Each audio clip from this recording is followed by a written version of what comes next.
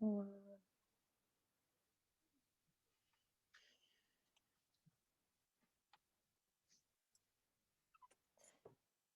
à tous. Bonjour. Bonjour.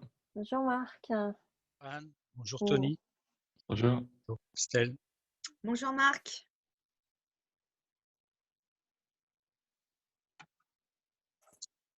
Les courageux du mercredi soir. Rebonjour Florian. Florian. Bonjour. Bonjour.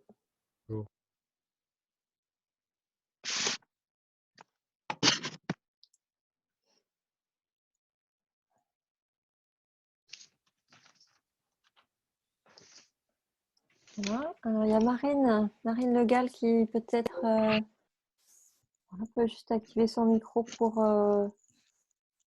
notre petit tour de table avant qu'on démarre. Je vais peut-être dire 2 mots sur qui sont les tisserands, même si vous nous connaissez tous bien, voire très bien. Petit rappel, et puis comme ça permet aussi de fixer les choses dans la vidéo qui est enregistrée et qu'on met au fur et à mesure, on met nos vidéos sur la chaîne YouTube des tisserands pour nous, pour garder la mémoire et puis pour y revenir quand on en a besoin. Donc en fait, les tisserands c'est une initiative de Tony Quoi qui nous a laissé son siège vide. Voilà. Mais avec son casque Bluetooth, ça lui pose pas de soucis, c'est tout ce que je dis. Voilà. Donc à l'initiative de Tony, on s'était tous retrouvés donc en juin 2019. Tu te rappelles, Marc, alors j'ai du monde encore qui arrive. Voilà. Dans les locaux de la Manu qui étaient en chantier. Et bientôt, le Sioux va ouvrir. Peut-être que tu peux nous donner des nouvelles, Marc? Oui, bonjour. J'étais présent à la toute première réunion tisserand. C'était effectivement à la Manu, dans une salle qui était encore en chantier. Ça a beaucoup changé depuis. Bonjour. Là, c'est devenu une salle de restaurant avec une cuisine, des espaces de bar. Le sol a été refait. Enfin, il y a eu énormément de choses qui ont été avancées. Les salles de cinéma sont quasiment terminées. Les coursives sont prêtes. Voilà, le lieu est quasiment, effectivement, en fin de chantier. Et l'ouverture quand les règles sanitaires le permettront. Eh ben, super. Et je trouve que c'est une belle image par rapport à... on a commencé dans un chantier, puis les tisserands, c'était aussi un chantier. Et puis comme on voit ce soir, voilà, ça structure, ça s'organise. On est 3 tisserands ce soir. Donc il y a moi, je suis Anne, Tony et Christelle. Mais avant de lancer notre sujet, ce que je vous propose, c'est qu'on fasse un petit tour de table où chacun donne son prénom, là où il est connecté. Et puis, s'il le souhaite, 1 ou 2 mots sur effectivement les données personnelles. Pourquoi chacun est venu ce soir? Qu'est-ce qui l'intéresse sur ce sujet-là? Sans prendre l'heure, parce que sinon on ne pourra pas laisser Tony nous apprendre des choses. Voilà. Alors moi, c'est moi qui vais guider. Est-ce que Florian, tu veux bien démarrer, s'il te plaît? Moi, je suis au Quai des Brouillards à Brest. Je fais une formation au Quai des Brouillards, puis je fais du bricolage. Du super bricolage. Des surprises pour les tisserands. Travaillent sur des fabrications d'objets symboliques, d'objets numériques, évidemment. Il y a mes 2 collègues aussi, Vincent et Romain, qui sont en train de faire un site internet pour vous. Oui, tout à fait. Un proto avec tout ce qui est le parcours utilisateur. Donc, ils travaillent sur un prototype qui va marcher en pensant effectivement le plus simple possible pour la personne qui cherche quelque chose et rentrer en contact avec nous. Voilà. Tout ça avec le tremplin de Brest. Marc, est-ce que tu veux bien te présenter, s'il te plaît? Bonjour à tout le monde, je suis Marc. J'étais pas un très bon élève au tisserand, j'ai juste fait la première séance. et j'en suis désolé. J'ai eu énormément de choses qui me sont arrivées ensuite. Je suis en pleine reconversion professionnelle parce que justement, je termine une formation de concepteur, développeur d'applications qui m'a énormément demandé de temps et j'ai pas pu tout gérer. Sachant que je suis également dans l'association La Salamandre, donc pour revenir sur le projet du Sioux à la Manu. Et là, actuellement, j'effectue mon stage de 3 mois à l'hôpital de Morlaix, dans le service informatique. Mais là, je suis moins dans le développement, mais plus du côté DevOps, c'est-à-dire que j'ai pour mission de migrer des données. Donc justement, c'est pour ça que ça retentit d'un ancien serveur vers un nouveau serveur. Donc il y a tout un travail de migration et puis de vérification, de tests à réaliser pour que les choses se passent du mieux possible, sachant que l'idée, c'est de surtout pas toucher aux données, mais simplement de les transférer sur un nouveau serveur. Voilà. Et j'espère pouvoir être plus assidu aux prochaines réunions Tisserand. Ça dépend aussi si on te propose des sujets qui te plaisent, hein. Et Oui. tu peux aussi proposer des thématiques, hein. C'est nous Oui, qui… oui, Voilà. Faut hésiter c'est à vrai, nous envoyer… effectivement, la data, d'après ce que j'ai compris, ne pèse plus rien aujourd'hui au niveau de la technologie. C'est plus comme dans les années 80. La data n'a plus de poids, donc effectivement, j'imagine qu'il y a des enjeux terribles qui arrivent, quoi. Merci beaucoup. Kevin, est-ce que tu veux bien dire quelques mots, s'il te plaît? Alors, ton micro n'est pas activé. Ah oui, ok. C'est mieux? Vous m'entendez? Oui, ok. super. Bonjour. Donc, je suis Kevin, je suis en master TEF avec Christelle. D'ailleurs, elle qui m'a invité, moi qui m'a dit ce serait bien que tu viennes ce soir sur les données, parce que c'est un sujet qui m'intéresse beaucoup. Et du coup, donc là, je suis actuellement en master TEF et je vais sans doute me reconvertir un petit peu également pour partir vers aussi de l'informatique, administration système également. C'est un sujet qui m'intéresse beaucoup, les données que j'étudie, c'est bien grand mot, mais bon, sur lequel je me renseigne déjà depuis pas mal de temps et donc voilà, voilà, je pense qu'il y a des choses importantes à dire. Et j'ai été enseignant, j'étais un enseignant pendant 1 an en primaire dans la Manche, donc voilà, j'ai aussi un regard un peu d'ex-prof, mais qui a quitté l'éducation nationale maintenant. Merci beaucoup. Merci, Kevin. Christophe, est-ce que tu veux nous dire un petit mot? D'accord. Merci. Christophe nous partage dans le chat que Christophe est formateur en BTS SIO, SISR à Morlaix et SLAM à Saint-Brieuc pour la partie réseau. Merci d'être là et Christophe, tu auras peut-être des choses à nous apprendre. Je vois qu'il y a Laurent également. Si tu veux prendre la parole, tu la prends. Sinon, je lis à tout le monde par rapport à ce que tu as marqué dans le chat. Donc, Laurent, Kevin, super. En reconversion professionnelle, au BTS SIO SLAM au Greta, à Saint-Brieuc. D'accord. Et tu continues dans l'ENI à la rentrée prochaine. Pas de micro, c'est entendu. Alors, c'est Martine. Est-ce que tu peux prendre la parole ou pareil, tu n'as pas de micro à ce moment-là Alors, moi… super. Petite, pardon. Je ne sais pas si on m'entend. Si, on t'entend bien. On m'entend, d'accord. Alors, donc, moi, je suis Martine Le Gall, donc j'habite les Côtes d'Armor et je suis en reconversion professionnelle également, mais plutôt fin de carrière. Et donc, j'ai rencontré les Tisserands lors d'une invitation pour comprendre un petit peu le fonctionnement de LinkedIn. Donc, c'est là que j'avais rencontré Anne et Tony.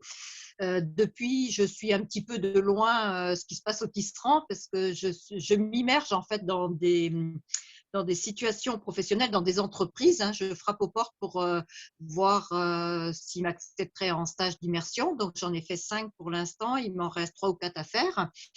Et donc, pourquoi la data ce soir? Parce que justement, j'explore des choses pour souvent dans des recherches d'emploi ou sur des sites. Et puis, on me demande toujours justement d'accepter les données personnelles. Donc, je fais par habitude en fait, mais je ne sais pas très bien justement où tout ça me mène, parce que si je ne valide pas, je n'ai pas accès à l'information. Donc, voilà ma réelle question.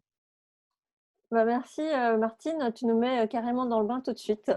Voilà. J'aime le, Maëlle, pardon. j'aime le pratique. Nous aussi, on fait un peu des deux, nous. Maëlle, est-ce que tu veux dire un petit mot sur qui Oui, tu es? vous m'entendez bien? Oui, on Oui, t'entend. ok. Très bien. Donc Maël Sayour, alors moi c'est pareil, j'ai rencontré Anne et Christelle la semaine dernière. Donc moi je suis chef d'établissement en fait de deux collèges et d'un lycée, hein, Saint-Paul-de-Léon. Enfin, en même temps que ça, je suis prof de physique-chimie et tout spécialement de sciences numériques et technologies auprès d'élèves de seconde. Donc, depuis longtemps, assez passionné par le numérique, que ce soit le matériel, les applications, la pédagogie, et donc très curieux de ce qui peut se dire lors de vos rendez-vous. Donc voilà, je viens là pour apprendre des choses.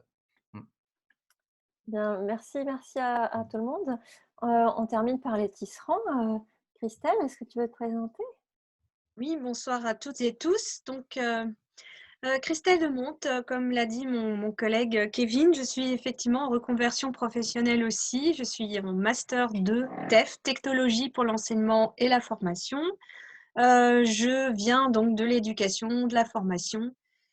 Et le numérique m'intéresse beaucoup, et surtout comment utiliser le numérique dans les apprentissages. Voilà. Et je suis tisserand depuis 1 an et j'essaye de travailler avec mes collègues pour faire passer cet intérêt-là. Et surtout apprendre aussi. Tony, tu te présentes. Je ferai un petit topo sur le thème et puis je te redonnerai la parole, si tu veux bien. Ok, ça marche, on fait comme ça. Du coup, moi, c'est Tony. Du coup, alors, je viens de commencer un nouveau boulot, donc je peux le dire aujourd'hui. Je travaille chez Viable, qui est une société de services à Guibava.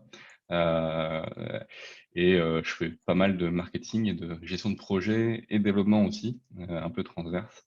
Voilà, et sinon, le sujet de ce soir, c'est vrai qu'on s'était dit, en fait, dans les prochains sujets à évoquer sur le cycle des web échanges, on s'est dit que les données, c'était quelque chose d'important qu'on n'avait jamais fait. Et en fait, c'est vraiment à l'issue d'une discussion qu'on avait ensemble, en fait, dans l'équipe, au niveau des mots de passe, au niveau de comment on gérait un peu nos mails, nos données, nos extensions, différentes choses, qu'on s'est dit que ce serait intéressant de les partager justement à tout le monde, un peu de voir les différentes pratiques. Et puis, peut-être réinciter un peu sur le côté, ce que tu disais, du coup, Christelle, justement, c'est vrai qu'on est là aussi pour apprendre et en aucun cas, on est expert sur les sujets. C'est vrai que ce sera plus des formats de conférences avec des personnes peut-être plus capées aussi qui viendront peut-être en physique si on peut de nouveau refaire et on l'espère. Là, c'est vraiment voilà, de la partage collectif et de l'apprentissage collectif. Donc, faut pas du tout hésiter à apporter beaucoup plus de choses aussi, quoi.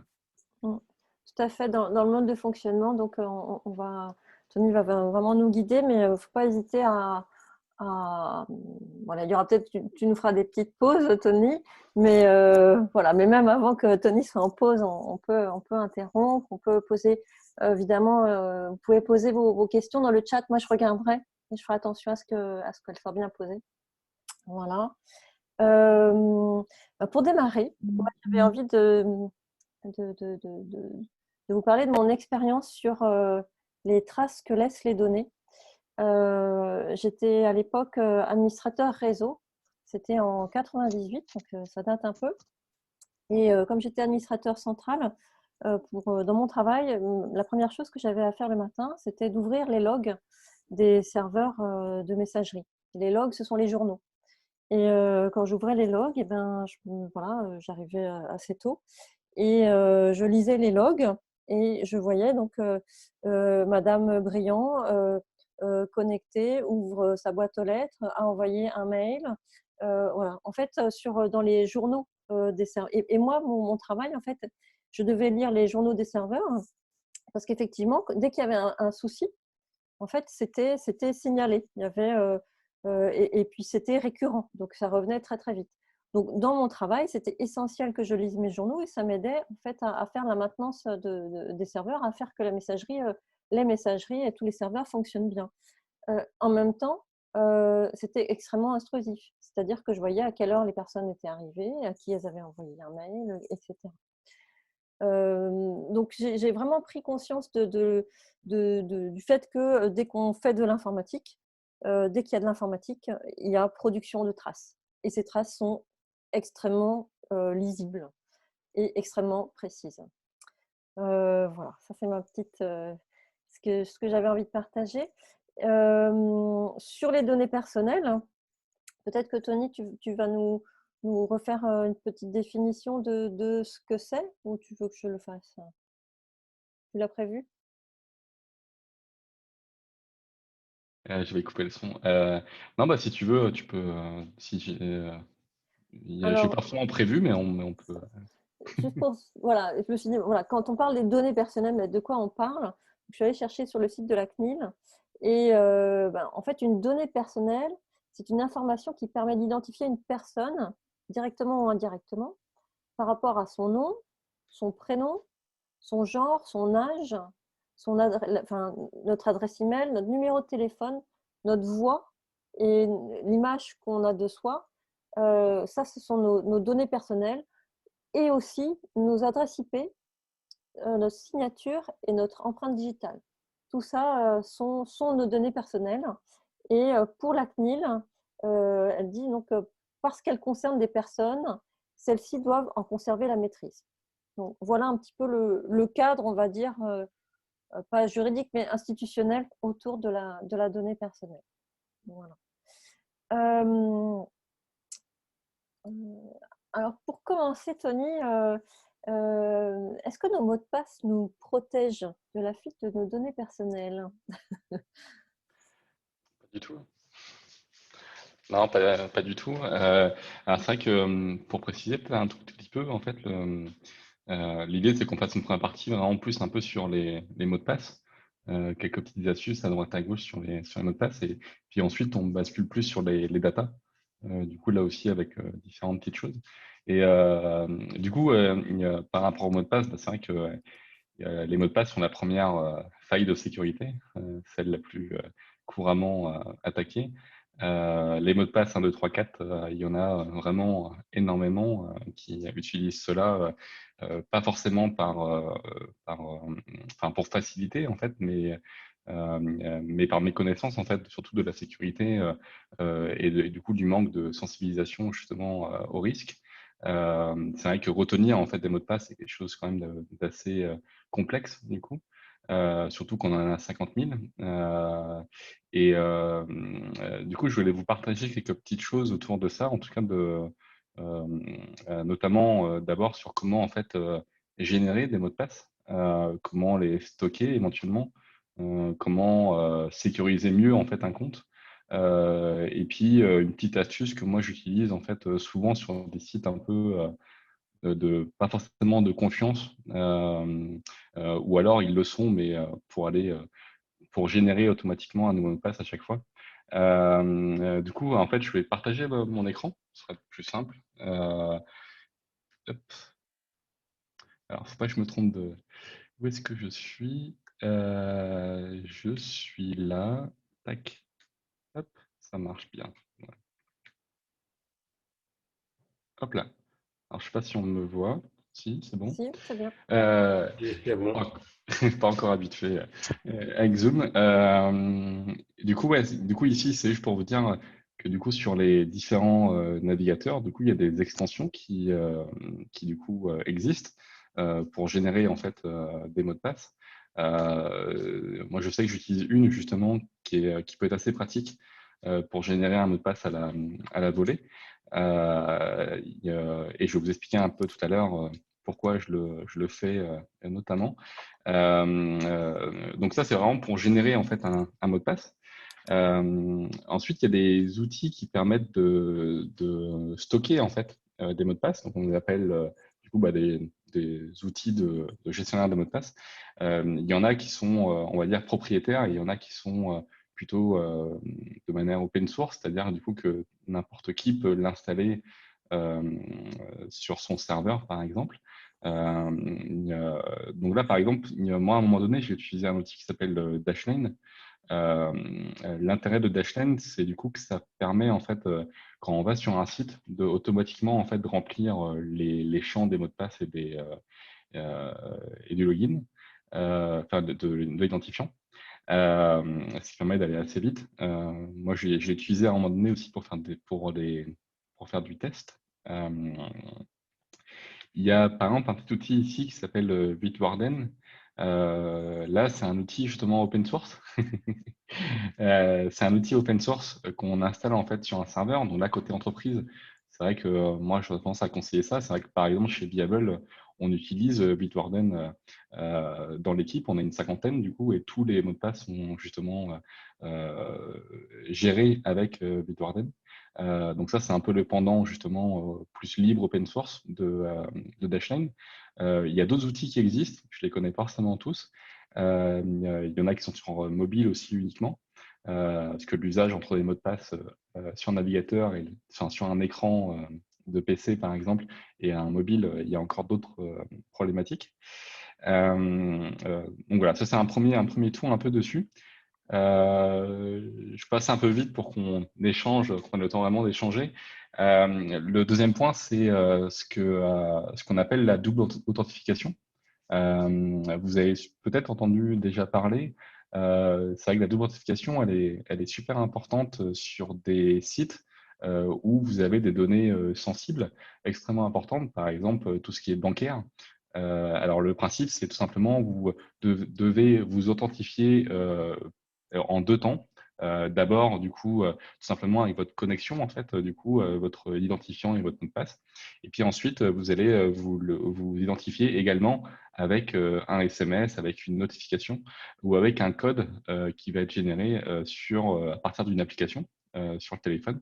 Et donc, cette double authentification, du coup, va permettre de mieux sécuriser votre compte puisque vous allez avoir deux fois en fait la demande d'authentification. Là-dessus, il y a différentes petites choses qui existent. Alors, hop, il faut que j'arrive à passer. Voilà.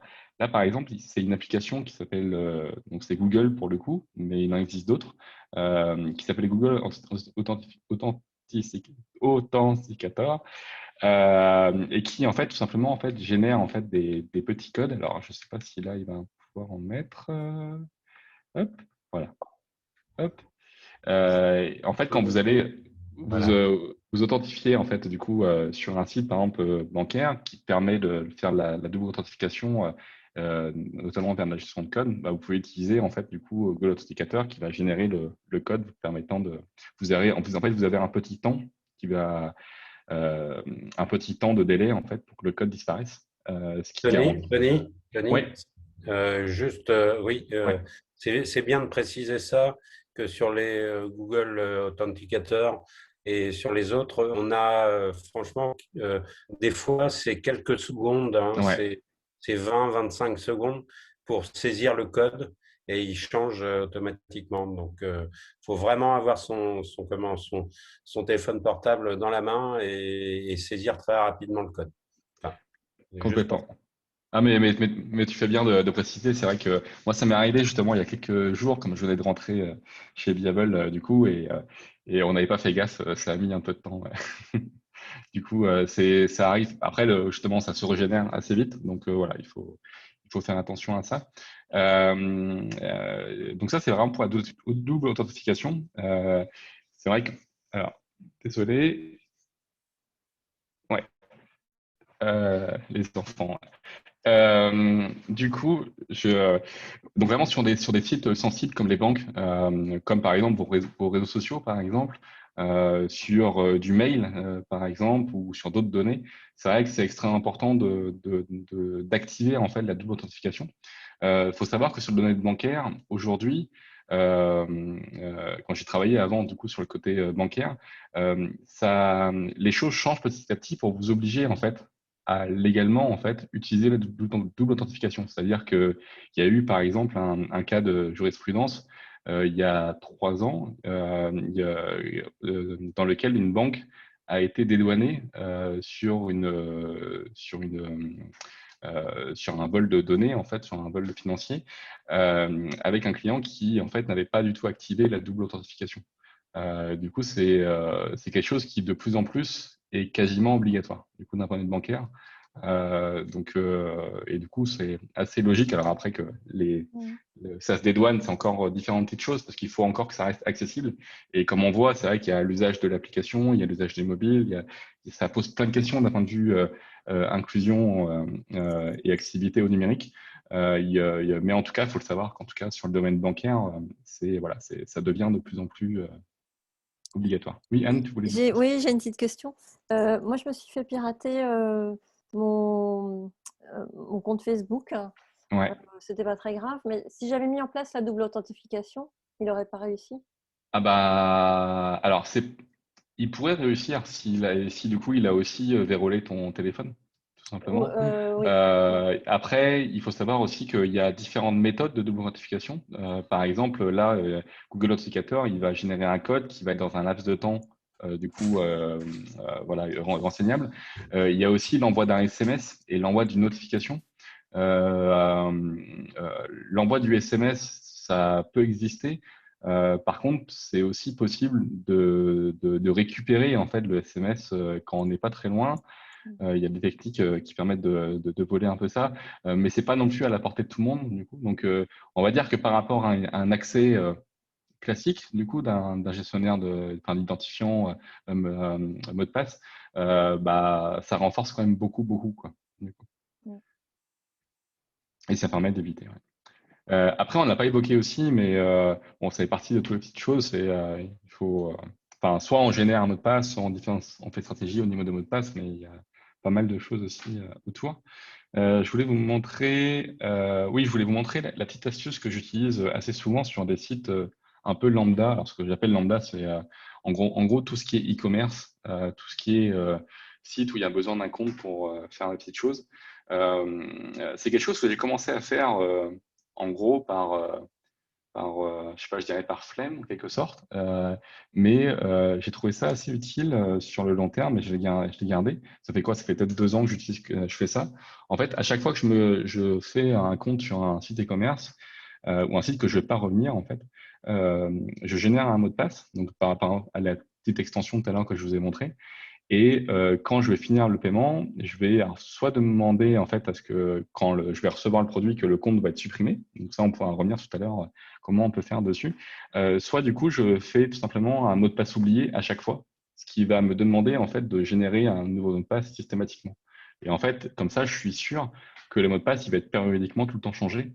Ça prend juste 2 secondes puisque du coup, ça envoie un mail, on clique dessus, on change le mot de passe et ça nous permet en fait limite d'être plus rapide en fait que de se souvenir d'un mot de passe où on s'est inscrit et en fonction de telle stratégie et autres qu'on a pu faire ou d'ouvrir le logiciel qui permet de savoir ou le fichier de texte ou autre qu'on a noté les mots de passe. Voilà, pour des sites lambda, je trouve que ça peut être assez intéressant.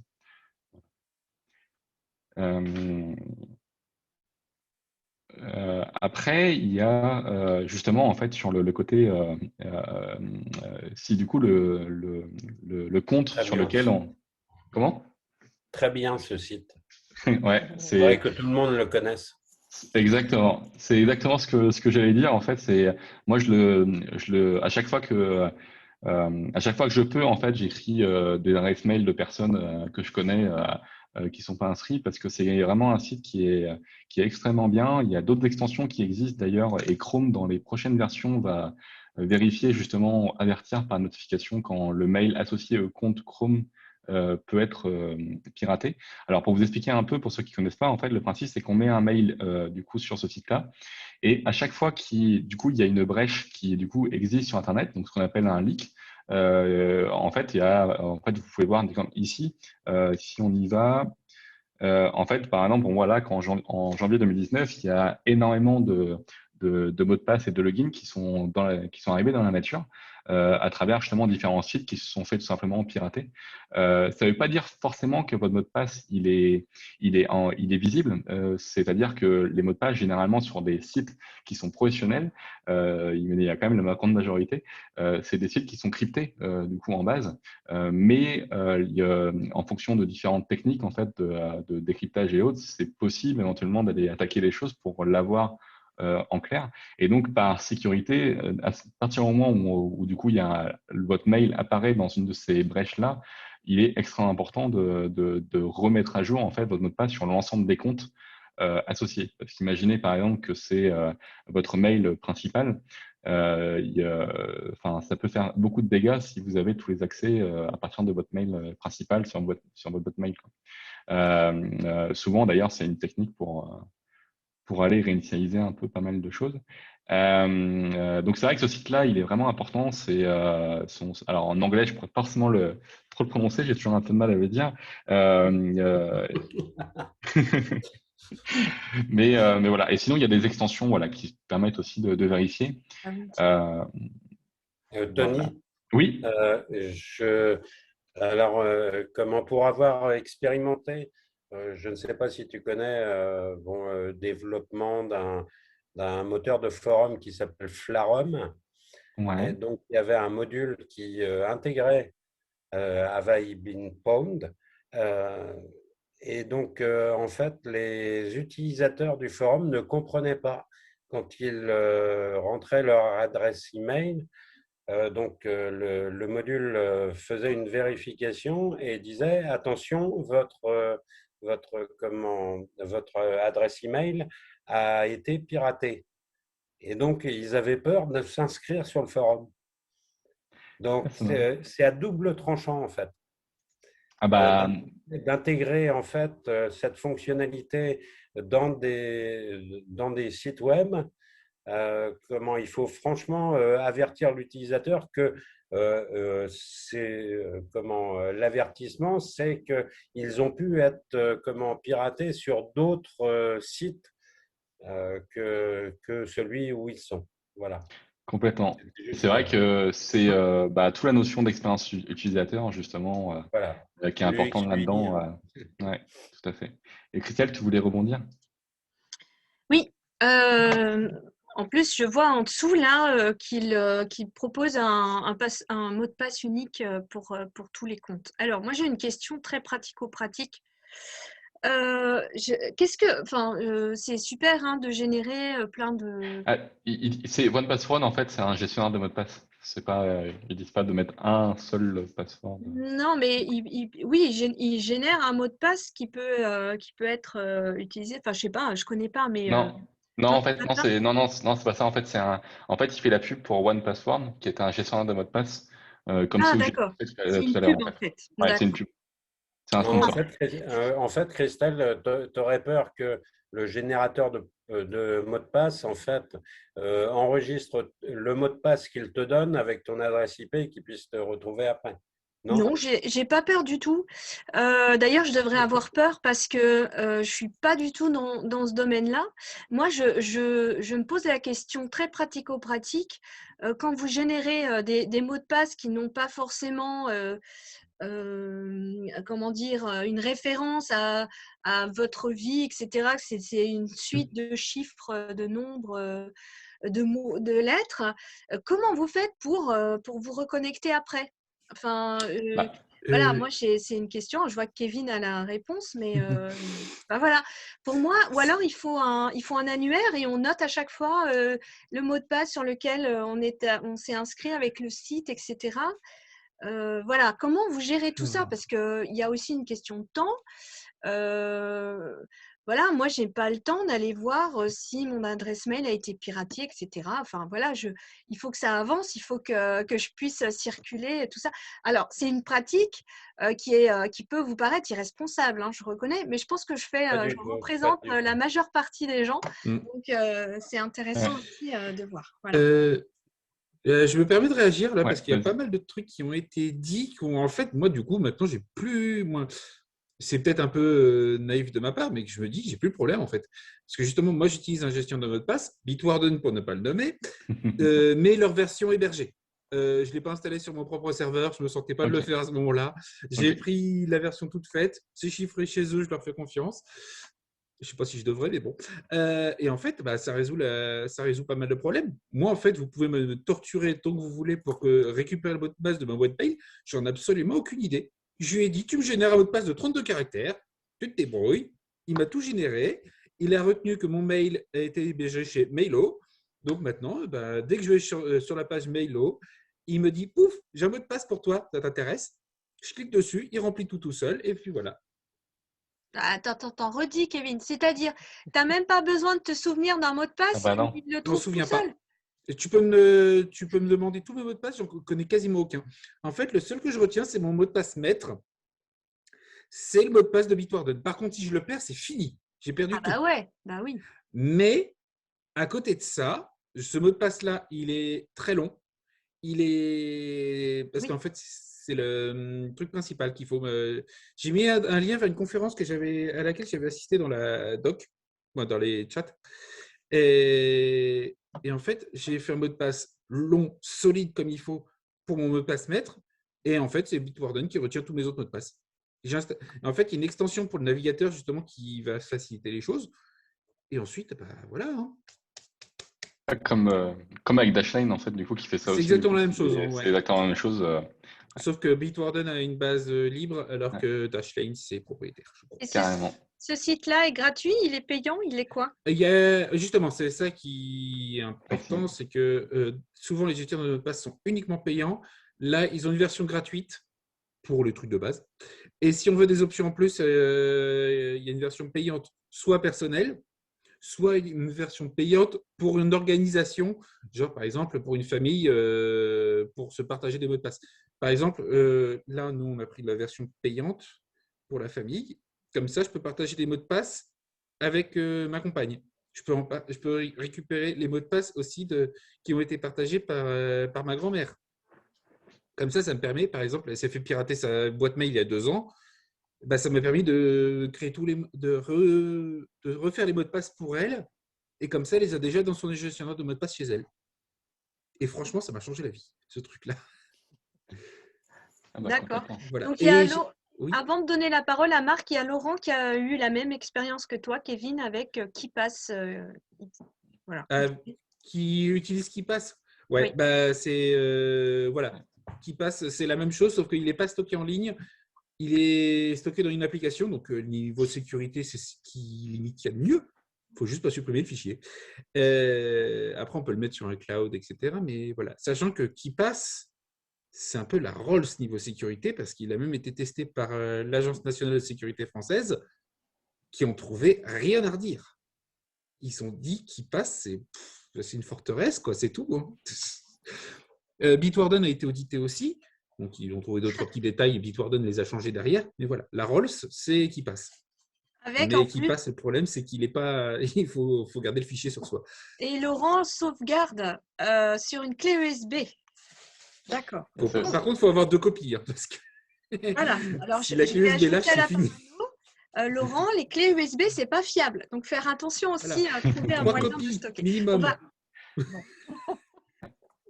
On va Et peut-être après, donner la parole à Marc, peut-être. Hein, ça serait bien. Voilà. Merci, On vient Kevin. d'en parler. On vient de parler de KeePass. C'était ma question est quid de KeePass le fonctionnement de KeePass est fortement suggéré par le service public et par l'éducation nationale dans les outils dont peuvent, disons, se saisir les étudiants et KeePass en fait partie. Et du coup, je l'ai testé et voilà, je voulais savoir, apparemment, ça a l'air d'être quelque chose d'intéressant et effectivement, c'est gratuit. Il faut parfaitement connaître un code. Donc, par exemple, prenez un proverbe auquel vous êtes attaché, vous y rajoutez quelques chiffres, et puis et après, il y a un vrai gestionnaire intéressant. Mais par contre, c'est un peu galère quand on travaille, par exemple, sur 2 ordis et qu'il faut, par exemple, si je veux travailler sur un site de cours en ligne et avec un ordi qu'avec l'autre ordi, je saisis le code, il faut que j'aille que je tape lettre par lettre le code de 18 caractères qui passe. C'est un petit peu long, il n'est pas portable du tout en fait. C'est ça, je me permets de réagir aussi. C'est pour ça que j'ai préféré, une époque j'utilisais KeePass et c'est pour ça que je suis passé à Bitwarden parce que certes KeePass c'est la Rolls niveau sécurité mais il est moins pratique qu'un gestionnaire dans le navigateur sur Bitwarden. Et sinon, juste pour créer un mot de passe solide, justement c'est ce que je disais tout à l'heure, j'ai mis un lien vers une conférence que j'avais suivie dans le chat, si ça vous intéresse. Oui, c'est noté, Kevin. Merci. Donc voilà. Oh bah, top. Ah, c'est super bien. C'est vrai que moi, KeePass, j'ai pas testé jusqu'à là, donc justement. Et puis c'est vrai que Bitwarden, là, je découvre aussi avec Beable pour le coup. Donc, il faudrait que j'y passe aussi un moment. L'avantage de KeePass, c'est qu'on est maître de la façon dont le mot de passe aléatoire est créé, le nombre de caractères et le type de caractère qu'on veut y intégrer. C'est vrai que c'est intéressant. Okay.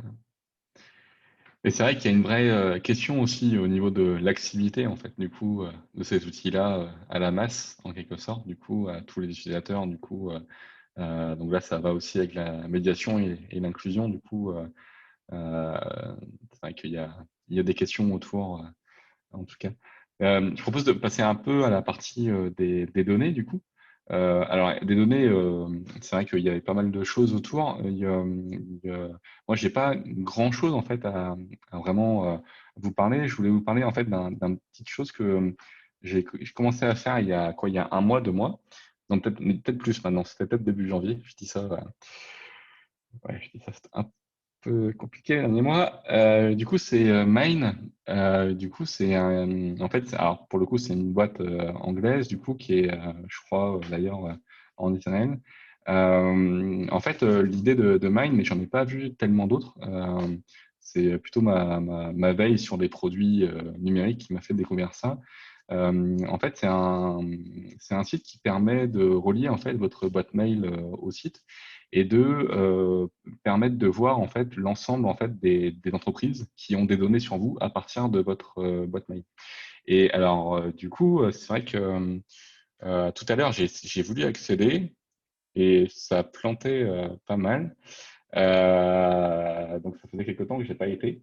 Donc je peux pas vous montrer trop, mais en gros, il vous fait un tableau de bord en fait de l'ensemble en fait des entreprises qui ont des données sur vous. Et en fait, rien qu'avec l'outil, en fait, vous pouvez en fait vous désinscrire et demander en fait à supprimer vos données. Et donc, ça va envoyer un mail en fait à l'ensemble des boîtes du coup sur leur mail de contact, soit RGPD, soit Data Privacy ou autre, pour demander en fait à supprimer les données. Et moi, c'est vrai que j'ai reçu plein de mails en fait Du coup, c'est un mail qui est envoyé en anglais. D'ailleurs, les boîtes françaises me répondaient en anglais, c'était assez marrant. Sur un mail français du coup. Mais du coup, c'est vrai que ça a permis de chuter énormément en fait le nombre de sites en fait où j'étais inscrit qui stockaient beaucoup de choses encore sur moi. Des sites que j'étais il y a 10 ans, il y a 9 ans, il y a 15 ans. Et du coup, ça a permis de un peu faire le tri. Pour donner une idée, j'étais même quasiment à 587, je crois. J'ai pris en capture d'écran. Alors, je ne l'ai pas sur ce PC-là parce que j'ai changé entre-temps. Il y avait 587 entreprises qui avaient des données sur moi. Depuis ma création, le compte de Gmail, il y a je ne sais pas combien d'années maintenant. Donc, c'était assez conséquent. Et c'est vrai que cet outil-là m'a fait prendre conscience justement un peu de tout ça. Et je trouvais vraiment très pratique, en tout cas, d'avoir une vue sur l'ensemble et de pouvoir, en un clic, en fait, faire la demande RGPD en fait et autres, ils le font à la place et je reçois des mails et puis et des fois ils demandent de confirmer en fait du coup que c'est bien vous, donc voilà, vous échangez par mail avec eux, enfin, avec les sites qui répondent en fait. Il y en a quand même une partie qui répondent pas du coup, mais ça permet quand même de faire un premier tri. Du coup voilà. Après, oui. Par contre, du coup, la question que je me pose, c'est gratuit? Ouais. Parce que du coup, ils se financent comment, eux? Parce qu'il faut passer gratuitement. Ouais. Alors, en fait, j'ai pas été en fait plus que voir ça en fait à l'époque, mais je m'étais posé la question justement. Donc, c'est vraiment à creuser. Hein. C'est vraiment à creuser sur le modèle. Du coup, je l'avais utilisé 2 semaines, 3 semaines, mais c'est vrai que sur le principe, je me suis dit, je sais pas s'il y a d'autres outils qui existent dans le genre, mais et c'est vrai que c'est assez intéressant. Christophe, tu voulais rajouter quelque chose? Oui, je mettais une alerte. SeaMine, c'est Google. D'accord, ok. Et en plus, c'est bizarre quand on fait le WHOIS du domaine, c'est GoDaddy. Et GoDaddy est quand même comment euh, connu pour héberger des sites. Des sites pas trop sérieux. C'est ça qui. Quand tu as dit SeaMine, j'ai regardé tout de suite. J'ai Ouais. vu GoDaddy, ça m'a fait Bah, réagir. Mais après, bon, derrière, je vois Google Domains et tout. Donc, je ne sais pas qui est derrière véritablement. moi j'avais vu que c'était un truc israélien au départ, mais après Donc, depuis, parce qu'en si je regarde regarde le Wiz, c'est j'ai personne derrière. Hein. C'est mine, province Arizona. Bon, si il y a un numéro de téléphone, mais moi, ça me donne un frisson. C'est tout. Alors, moi, j'ai une question. C'est quoi le WHOIS? Je sais que c'est qui. Alors, le Wiz, c'est pour tu peux taper sur Google? sur Google wiz.com Ouais. et tu rentres le nom de domaine que tu veux et tu vas avoir toutes les informations disponibles sur un nom de domaine, qui le détient, qui l'a créé, la date de création, la date de dernière mise à jour, etc. Mhm. Après, il me. Oui. Bon, quand on a si vous voyez en France du Gandhi, comme en Gandhi.net, Gandhi, vous pouvez être certain que c'est sérieux. Maintenant, sur GoDaddy ou sur d'autres euh, euh, euh, comment dire, registrars, ceux qui vous vendent les noms de domaine, il peut y avoir, on n'est pas sûr de qui est derrière. Voilà, c'est tout. Merci. et du coup, pour compléter, en fait, du coup, je vous ai mis un article d'ailleurs dans le chat, du coup, par rapport à leur levée de fonds qui a été faite du coup en octobre 2020.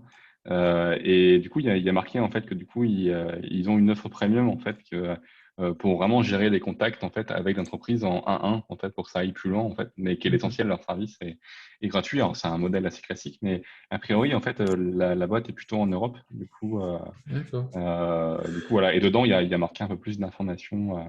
Voilà. Du coup, Après, là, pour réagir un peu, déjà, merci de dire que Gandhi, c'est sérieux parce que ça veut dire que je suis sérieux. J'ai un nom de domaine chez eux. Ah, Kevin, tu fais partie de Gandhi. Mais sinon, c'est vrai que là, en tout cas, pour une entreprise qui veut s'intéresser aux données personnelles, avoir des DNS chez Google, avoir un nom de domaine chez GoDaddy, ça fait pas sérieux en tout cas. Et ne pas savoir qui est derrière, Merci. côté RGPD, c'est pas fou du tout. Sachant que bon, si c'est les États-Unis, si c'est l'Australie, l'Angleterre, tout ça, c'est ce qu'on appelle les Five Eyes. Donc, c'est les services secrets qui se partagent des données. Ils récupèrent tout, ils se partagent ça entre eux. Et je me demande si de toute façon Israël en fait pas partie. Je suis pas sûr, mais c'est possible qu'Israël fasse partie de ce qu'on appelle les Five Eyes, qui en gros c'est les 5 yeux qui veulent épier toute la planète, sachant qu'on peut étendre aux Nine Eyes, et dans ce cas-là, il y a la France, l'Allemagne et tout ce petit monde là dedans. Donc oui, la DGSE partage quand même beaucoup d'informations avec pas mal de mots. Mais bon. Merci Kevin. Merci. En tout cas, voilà, à contrôler, en fait, à vérifier, ça existe. Sur le principe, en fait, moi, c'est vrai que ça m'a fait prendre conscience, en fait, d'un certain nombre de choses, du coup. Voilà, d'un point de vue produit, en fait.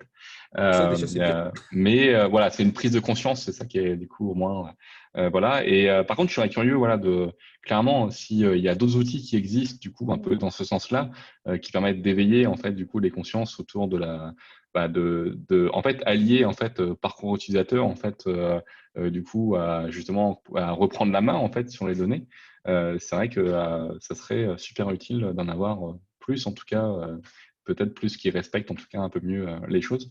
En tout cas, c'était le premier service que je voyais un peu dans ce sens-là. Alors, hop, je reprends. Qu'est-ce que je voulais vous montrer d'autre? Oui, alors ça, c'est des petits trucs assez rapides, mais alors, je vais peut-être commencer par celui-là. C'est un navigateur du coup Internet, du coup qui, moi, j'utilise tout le temps en fait depuis quasiment le début de sa sortie. C'est un navigateur qui s'appelle Brave. Et en fait, nativement intégré, il a beaucoup de choses d'un point de vue blocage d'un certain nombre de choses sur le côté privé. Voilà, bon, ça, je ne vais pas rentrer dedans, mais il vous permet aussi d'avoir il génère de la monnaie qu'on appelle le BAT à partir de tout ça. Mais bon, du coup, voilà, en fait, c'est pour vous montrer un peu là. Alors, pour le coup, il a zéro truc ici. Qu'est-ce que je peux aller? Je vais aller sur Meetup, putain. Meetup, il y a pas mal de choses, je pense. Du coup, en fait, là, en fait, ça va permettre de voir assez rapidement, en fait, qu'est-ce qu'il y a comme choses qui sont faites à travers ce site-là. Et du coup, nativement, il va bloquer les choses. Alors, je sais que Firefox le fait aussi maintenant, depuis quelques temps. Voilà, donc bon, on se remet de voir un peu pas mal de choses. Et après, il y avait une extension aussi qui est pas mal utilisée, qui est Ghostery. Là, pareil, il n'y en a pas. Peut-être qu'ici, il y en a. En fait, là, du coup, il va, pareil, bloquer en fait ce qu'on appelle les mouchards. Du coup, c'est des petits scripts en fait qui sont dans les pages qui permettent de savoir un peu qui vous êtes ou autre. Je pense à Google Analytics par exemple, ou à d'autres choses qui permettent de voir un peu là où éventuellement vous habitez, en tout cas les différentes navigations que vous avez fait pour optimiser en fait simplement le parcours utilisateur. Et donc voilà, c'est des petits outils qui sont assez pratiques pour faire le ménage là-dedans. Excusez-moi, je me permets de rajouter Ouais, encore un pas de truc. souci. Vas-y, n'hésite pas. C'est justement sur Brave. Moi, je l'ai testé vite fait, mais il y a 2-3 trucs qui m'embêtent avec Brave. C'est déjà qu'il s'est basé sur Chrome. Ouais. Maintenant, il y a que quasiment tous les navigateurs sauf Firefox sont basés sur Chrome. Donc, pour la liberté du web, ça se met quand même pas beaucoup de pouvoir chez Google. Et je ne sais pas, le fait d'arriver à faire de l'argent avec rien, parce que voilà, non, il dit qu'il bloque la pub et ils arrivent à faire de l'argent avec notre navigation. Il y a un truc que je trouve bizarre. Moi, du coup, je préfère utiliser un bon vieux Firefox qui lui aussi est libre, pas de problème. J'utilise pas le moteur de recherche Google, souvent je suis sur Quant. Mais par contre, je lui adjoins quelques extensions. Bon, l'extension Bitwarden, forcément. Mais je mets aussi l'extension Privacy Badger qui est faite par l'EFF. Donc, c'est l'Electronic Frontier Foundation, qui est en gros l'équivalent de la quadrature au niveau américain. Et l'extension uBlock Origin, qui est un très bon bloqueur de pub et qui permet qui vraiment bloque la pub, qui n'en met pas d'autres à la place. Hop, je vais mettre les liens, hop, si c'est possible. Et donc, je sais pas, moi, ça me fait plus confiance j'ai plus confiance en mon bon vieux Firefox que quand un truc tout nouveau, tout beau, mais qui dit qu'il fait de l'argent avec des trucs qui n'existent pas. Voilà. Après, Moi, c'est une pause qui se fait. complètement. Après, pour préciser juste un tout petit peu, c'est vrai que c'est un gros débat en fait entre Brave et Firefox depuis pas mal de temps, notamment parce que le créateur de Brave, en fait, c'est un ancien de Mozilla et c'est le créateur du JavaScript, qui est un langage, qui est le langage principal sur Internet. Et donc comment il génère de l'argent en fait, et ce qu'on appelle des tokens, c'est avec de la pub en fait. Du coup, il envoie de la pub que l'utilisateur accepte du coup. Et donc, il y a les petites notifications qui apparaissent et du coup, il y a la génération de la monnaie. Par contre, ça, c'est vraiment activable par l'utilisateur. C'est-à-dire que si on ne veut pas du coup générer des tokens, on n'en a pas par défaut. Voilà. Et il n'y a pas de pub qui arrive. J'ai une question parce que sur ces navigateurs, il y a Internet Explorer qui est mort cette semaine apparemment, donc grand deuil quand même pour nous tous. Rest in peace. Donc moi j'étais sur Firefox aussi pendant très longtemps. J'ai fait un peu de Chrome parce que c'était plus rapide. Et maintenant je suis sur Safari. Le nouveau IE. Vous avez un avis sur Ah bah c'est dramatique. C'est dramatique. Aujourd'hui, ce qui bloque l'évolution du web depuis quasiment 5 ans, 6 ans, c'est Safari. Voilà. Bah, là, je suis un peu nuancé parce que Safari est basé sur WebKit, qui est la même base que Chrome en fait. Voilà, non, parce c'est que deux branches un peu séparées. Chrome, c'est Blink du coup. Mais oui, c'est Blink, c'est WebKit séparé. à la base. Mais Ouais. mais pour le coup, Safari bloque en fait depuis pas mal d'années en fait les choses, notamment au niveau du mobile. Il y a eu beaucoup de choses.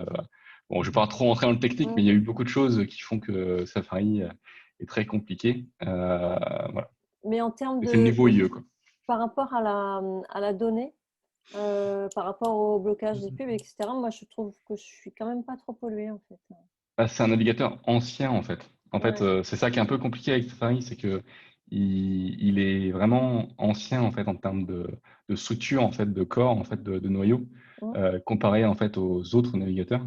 Il y a eu une vraie rupture en fait entre WebKit et Blink par rapport à différentes choses.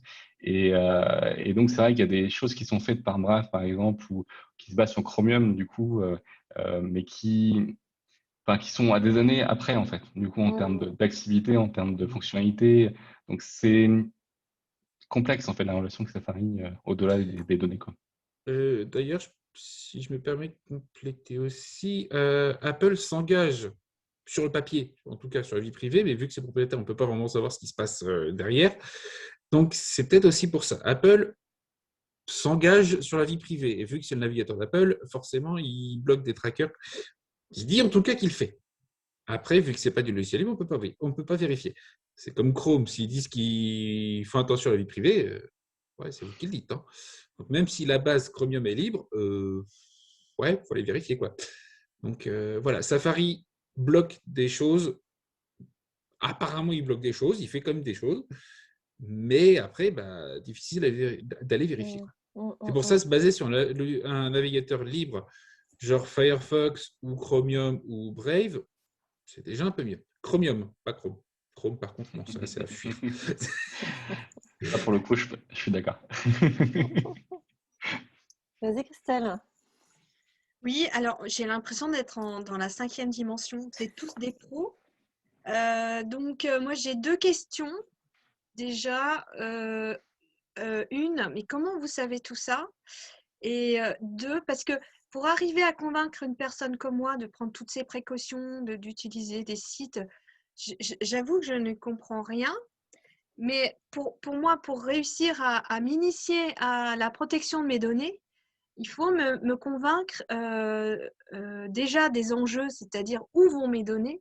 Si j'ai peur, effectivement, si vous me faites peur ce soir en me disant ah oui, mais il faut absolument que tu le fasses parce que ça va aller à tel endroit, à tel endroit. Déjà, je vais prendre conscience et je vais essayer de m'y intéresser. Et deuxièmement, c'est quel est votre processus? Comment vous y êtes enfin brièvement, parce que je crois qu'il faudrait des heures et des heures, mais en gros, comment vous avez fait pour connaître tout ça? Voilà.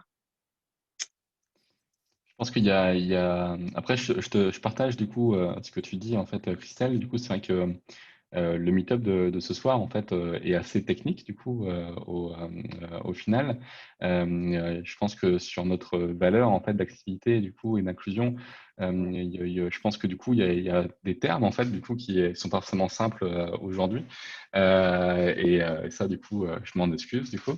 C'est vrai que, en fait, la question des données, en fait, est très importante. Je pense que ça aurait pu faire un meet-up entier dessus. C'est vrai qu'on est parti plus sur des petites astuces à droite à gauche.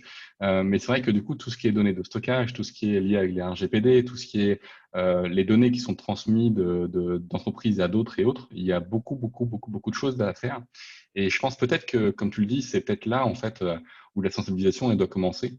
Avant des outils qui peuvent permettre d'améliorer les choses. Là, c'est plutôt le côté tech, en fait, qui arrive et qui, voilà, il y a un peu un débat entre tel outil ou autre.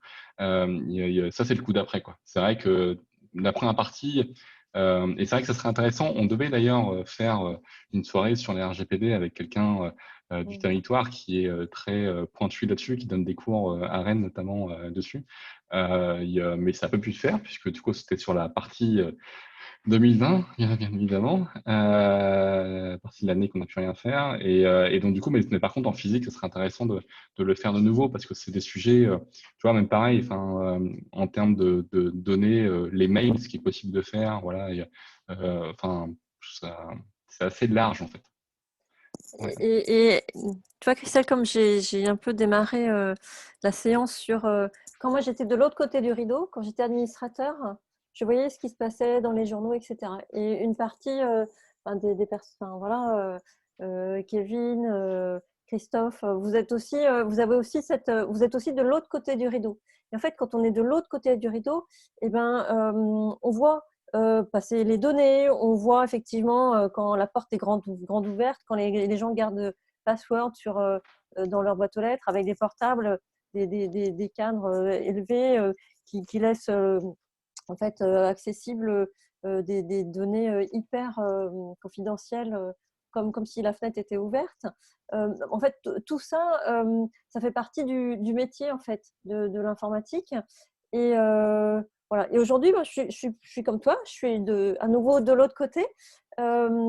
Et moi, je t'invite à regarder cette émission là sur Cache Investigation la semaine dernière. Ça dure un peu longtemps, hein. C'est presque 2 heures. Ça fait assez peur. On devient un peu parano. En tous les cas, on voit le flux, le départ des données de nos téléphones notamment, qui est gigantesque. Et donc ça, c'est une prise de conscience. Et ça, c'est dans la mission des tisserands, en fait, entre guillemets, pas de faire peur, mais d'alerter d'une réalité qui est la nôtre tous les jours, quoi. Et voilà. Et donc, les personnes qui sont dans ce monde de l'informatique savent bien. Pour eux, c'est hyper concret. Alors que pour nous, c'est entre les deux. C'est un semi-obscur. Et c'est un enjeu, hein. C'est vrai que de sensibiliser, de faire peur, comme tu dis, tout en accompagnant vers la prise, le changement en fait des usages. C'est là qu'on intervient en fait par et d'autre. Oui, parce que en fait, ce changement-là, effectivement, il est très important.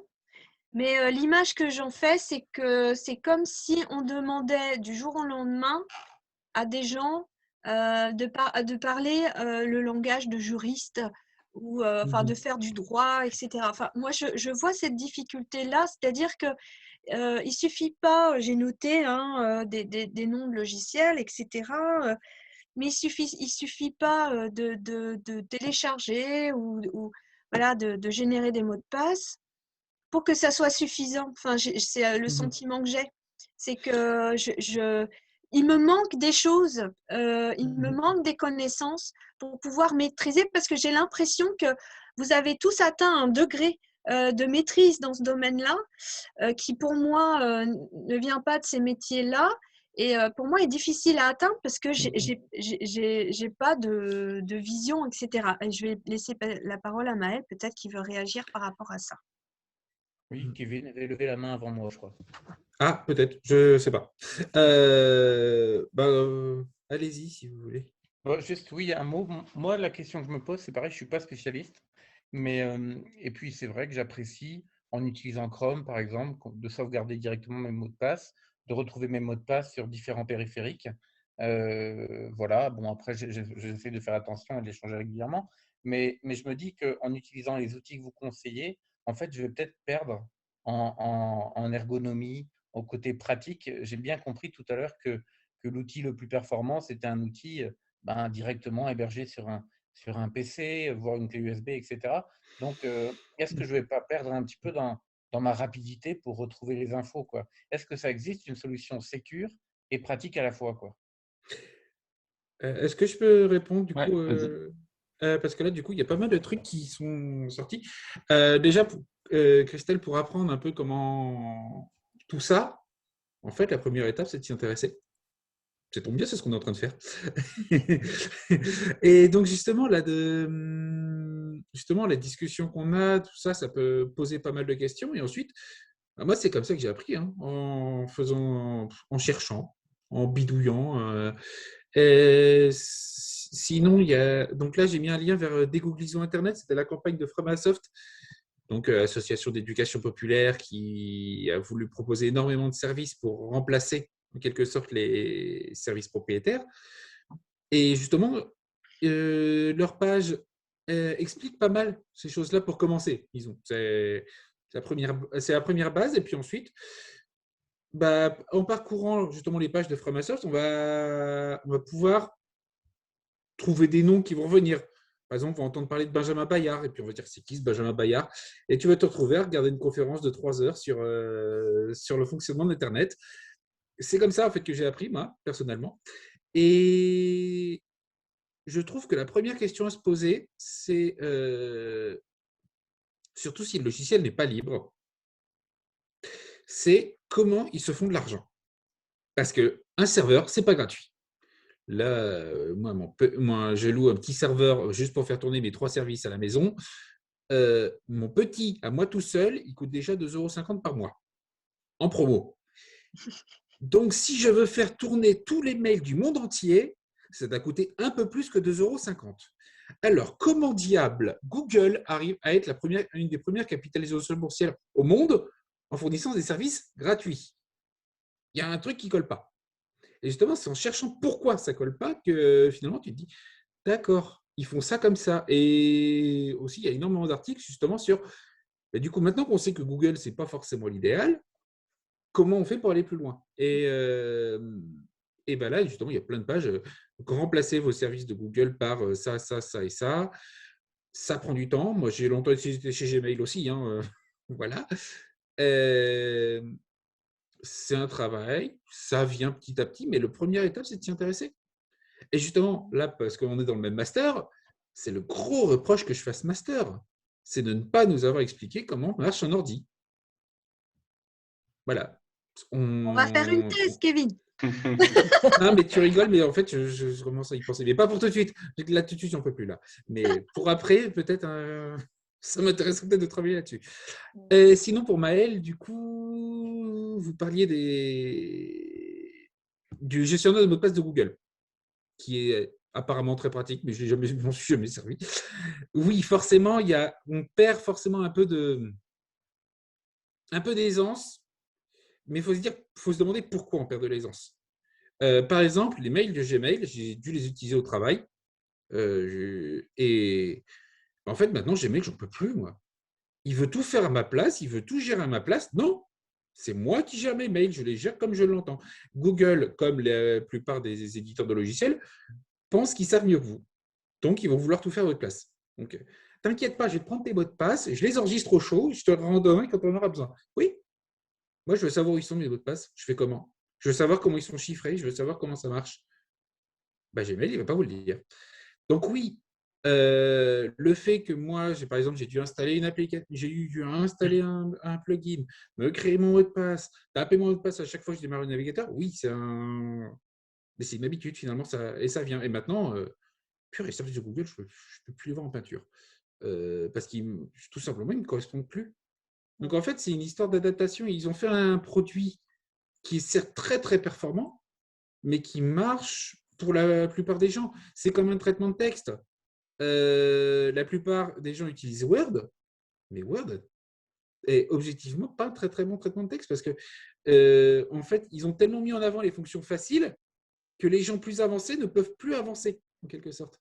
Genre les sommaires automatiques, les choses comme ça, bah, pas forcément grand monde qui sait les faire parce que bah, tout simplement, c'est pas mis en avant parce que la plupart des gens, ils écrivent des courriers avec. Donc quelqu'un qui veut écrire une thèse avec Word, c'est plus compliqué. Mais voilà. Donc en fait, pour la majorité des trucs à retenir, c'est justement que en fait, la première étape, c'est de s'y intéresser et ensuite de voir avec le temps quel sacrifice on veut faire, entre guillemets, hein, parce que bon, il y a certains sacrifices. Passer à qui passe, oui, j'ai raté. Voilà. Donc, il y a certains sacrifices qui sont compliqués à faire, mais il y en a d'autres, c'est beaucoup plus simple. Et chacun va à son rythme, mais c'est cool. Et Mais dans l'idéal, il faudrait qu'on arrive à directement parler aux jeunes en fait d'un Internet propre, respectueux de la vie privée, avant d'avoir l'étape obligatoire vers les GAFAM, quoi, en fait, c'est ça. C'est ça. C'est toute la clé, en fait. C'est vrai que nous, au Tisserand, on fait attention à être vraiment neutre. C'est quelque chose de primordial, c'est-à-dire que le libre, c'est intéressant, l'open source, c'est intéressant, mais il y a beaucoup de solutions aussi propriétaires qui sont intéressantes, dans le sens où l'innovation, elle fonctionne aussi par l'interface utilisateur, par des choses. Il y a des pratiques qui aujourd'hui sont poussées parce que du coup, il y a eu des propriétaires qui sont arrivés, qui ont fait les choses. Ils ont rendu plus simplement, ils ont rendu accessible des choses qui l'étaient pas par le passé, qui étaient uniquement disponibles pour des techs et pas non pour la masse. Donc c'est comme ça aussi que marchent les choses et c'est pour ça que la position des Tisserand d'être neutre est extrêmement importante. Après, du coup, moi, je mets plutôt le focus sur vraiment l'éducation, justement, comme je voulais réagir par rapport à ça, parce que c'est vrai que la clé, elle est vraiment, plus on va former, en fait, plus on va éduquer plus tôt, en fait, lié à plein d'enjeux liés au numérique, sur plein de choses, plus on va permettre aussi l'émergence d'outils beaucoup plus adaptés aussi en termes d'expérience utilisateur et autres, parce que du coup, ils ont aussi été dans un moment, en fait, où il y avait pas mal de pratiques, et donc peut-être par là, en fait, on arrivera à changer les choses. Après, c'est toujours le débat, voilà, entre libre, open source et le reste, où nous, on a l'expérience par rapport aux différents, qui est, on l'explique souvent, mais Mattermost, par exemple, où toute la communauté a été dessus à un moment donné, on s'est dit, on va pas aller sur Discord, qui était privé, ou sur Slack, et ben, résultat des courses, 2 personnes ou 4 ont réussi à s'inscrire, alors que sur Discord, on l'a fait en 3 heures, tout le monde était inscrit, quoi. Et pourquoi? Parce que l'expérience utilisateur était pourrie. Et pourtant, j'utilise Abiable, je vois que c'est intéressant, mais objectivement, personne dans la communauté pouvait s'inscrire à Mattermost.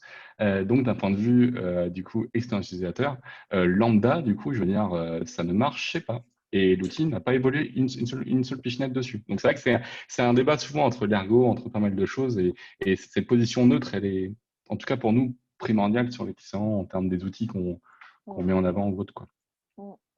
C'est-à-dire, excuse-moi Kevin, mais ça veut dire que même si on rentre dans les GAFAM, on peut en sortir, quoi. Mais c'est aussi grâce à une évolution, je pense. Enfin, c'est comme ça que je le perçois. Voilà. Donc vous êtes à un stade d'évolution assez avancé, hein, bravo. Là, je voudrais juste réagir parce que là, justement, à propos de Mattermost et de l'exemple, surtout de Mattermost, là, je vois 2 choses différentes. Désolé, je monopolise un peu la parole, du coup. C'est qu'il y a le logiciel, mais il y a aussi la masse, entre guillemets. C'est que Discord, beaucoup de monde est déjà dessus. Donc, en fait, non, pour le coup, ça n'était pas à l'époque. Ça n'était pas à l'époque. Pas à l'époque. Bon, d'accord. Non, ça n'était pas à l'époque. Pour le coup. Mais là, le truc, c'est que, par exemple, sur Google, tout le monde y est déjà. Sur Facebook, tout le monde y est déjà. Et je crois qu'il y a une étude qui avait montré que l'intérêt de réseau social était le carré du nombre d'utilisateurs. En gros, s'il y a un utilisateur de plus, il va devenir 2 fois plus intéressant. S'il y a 2 de plus, il va devenir 4 fois plus intéressant. Alors que quand il y a un réseau social comme Facebook, qui a déjà 2 milliards d'utilisateurs, pendant qu'un autre, tout petit, qui essaie de se créer à 4 utilisateurs, niveau puissance, ce n'est pas la même chose. Avec d'autres logiciels, genre un traitement de texte tout bête, c'est un peu pareil, mais c'est moins le cas parce que c'est plus facile d'utiliser juste un autre traitement de texte. Même si finalement, il y a quand même la question des fichiers. Quand on nous demande un fichier docx, il n'y a pas trop de choix, on est obligé de se mettre à Word, malheureusement. Et juste, je ne sais plus ce que je voulais dire. Bon, c'est pas grave. Excusez-moi. Et sachant que là-dedans, il y a aussi, on n'a pas forcément évoqué, mais ça va de pair entre l'éducation, la sensibilisation à la masse. Il y a aussi la partie gouvernance et la partie administration, pouvoir public et autres aussi dans ça, qui ont aussi largement de quoi dire normalement. Juste, je viens de retrouver aussi ce que je voulais dire à propos de l'apprentissage justement pour les jeunes. J'avais vu, je crois que c'était sur Framasoft, un article qui défendait le fait qu'au lieu d'apprendre à utiliser un logiciel, libre ou pas libre, on s'en fiche, qu'il fallait plutôt apprendre le principe de fonctionnement. Par exemple, au lieu d'apprendre à utiliser Word ou LibreOffice Writer, par exemple, de dire on va apprendre à utiliser un traitement de texte. Comment ça marche sur le principe? Qu'est-ce qu'on veut faire avec? Certes, c'est plus long, c'est plus compliqué, sauf que finalement, on n'enferme pas les apprenants dedans en disant finalement, ben, vous savez comment ça marche dans le principe, maintenant vous pouvez utiliser n'importe quel traitement de texte, il marche pareil, quoi. Et c'est clairement notre raison d'être, nous en tout cas, sur l'approche qu'on a sur les web échanges et depuis le départ, quand je parlais de neutre tout à l'heure, c'est vraiment ça en fait, c'est que à chaque fois on peut, s'il y a des alternatives qui existent, open source, libre, qui d'un point de vue UX propose plus ou moins les mêmes choses, ou peut-être plus loin, ou voilà, on va les présenter du coup, mais on parle plutôt d'outils de retouche photo, d'un certain nombre de choses, d'éducation en fait sur le monde en fait, enfin sur la fonctionnalité ou autre, plutôt que Anne, tu voulais réagir. Non, mais c'était vraiment ça.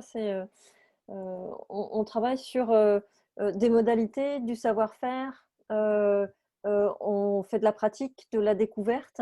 Et une fois qu'on a appris le chemin pour découvrir, et quand on a aussi, en parallèlement comme ce soir, eh ben, des ressources pour construire sa culture, eh ben, l'un avec l'autre, pas à pas, on avance et on gagne en autonomie et on fait ses choix. Mais ça ne vient pas du jour au lendemain. Il faut du temps pour ça, il faut des gens qui accompagnent, il faut des propositions d'ateliers. Voilà, il faut faire avec les gens. Il ne faut pas leur demander du jour au lendemain de savoir tout ça, quoi. Finalement, c'est comme la cuisine. Hein. Si on veut que ce soit pratique, on achète un plat préparé en grande surface et c'est super fastoche. Et bon, c'est pas top pour ce qui est de la composition. Alors que si on va au marché, si on fait attention à ce qu'on prend et si on est maître de ce qu'on fait, et parce qu'on a appris à faire des choses, parce qu'on s'est documenté, parce on a plein de livres à la maison, c'est un peu la même démarche aussi. Et c'est vrai que pour parler des GAFA et de Facebook, par exemple, le fait simplement de retirer Facebook de son smartphone, c'est des choses qui nous rendent maîtres aussi des données qu'on partage et des réactions et tout ça. Et c'est des choses simples, ça, par contre. Merci Marc, c'est une très belle image, hein. La cuisine, moi j'adore, c'est justement de comparer à des choses, c'est modéliser en fait, hein, quelque part la problématique. Donc merci, parce que ça on va le garder, enfin moi je vais le garder, ça me parle beaucoup plus. Voilà, je vais parce que cette démarche-là, je l'ai faite. Donc, d'arrêter d'acheter des plats emportés pour cuisiner. Donc, ça veut dire que je suis capable de le faire aussi, de sortir. Donc, ça, c'est super. Merci. Framasoft se comparait à une AMAP. Pour moi, sur le plan intellectuel, c'est exactement le même enjeu, les mêmes investissements personnels. Ouais. Framasoft se comparait à une AMAP du logiciel. Donc la MAP, c'est Association de maintien de l'agriculture paysanne. En gros, on va chercher son petit panier de légumes toutes les semaines. Et c'est du bio, du nickel. À côté de ça, il y a Carrefour qui propose, Carrefour ou les autres, hein, qui proposent des trucs tout faits. Voilà. Pour rebondir également sur la maîtrise qu'on peut avoir des outils. Si on installe par exemple une distribution Linux sur un vieil ordi à la maison, on entre dans un monde où il faut apprendre un certain nombre de choses, comment fonctionne un ordinateur justement et comment fonctionne une installation. Et là, on peut avoir la main sur, par exemple, les données, les logs.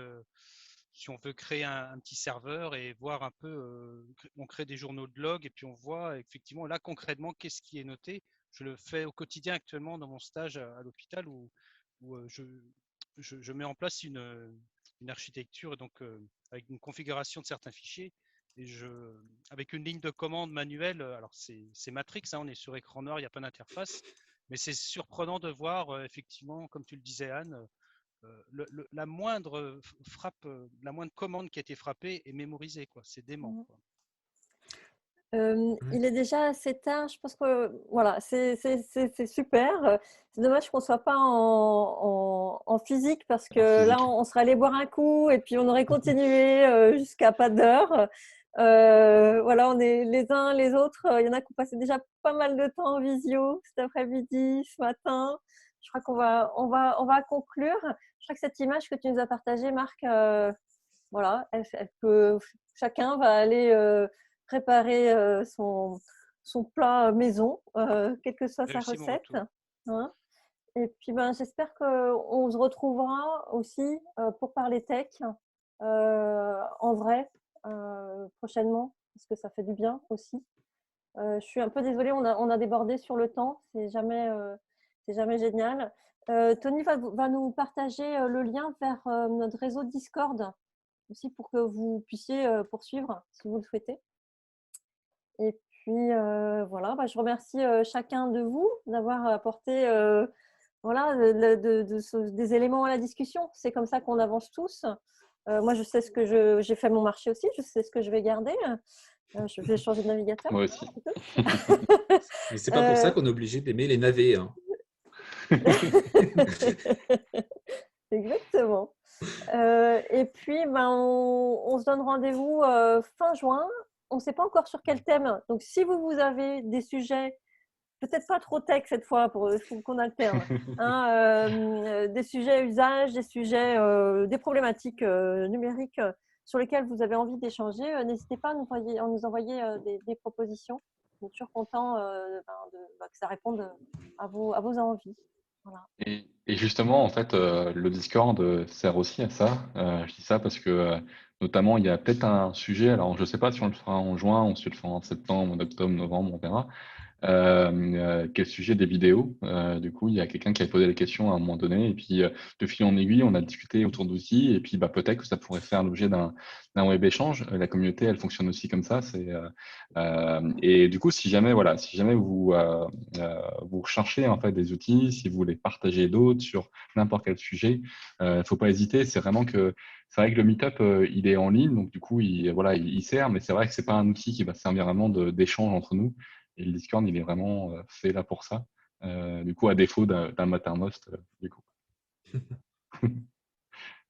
Okay.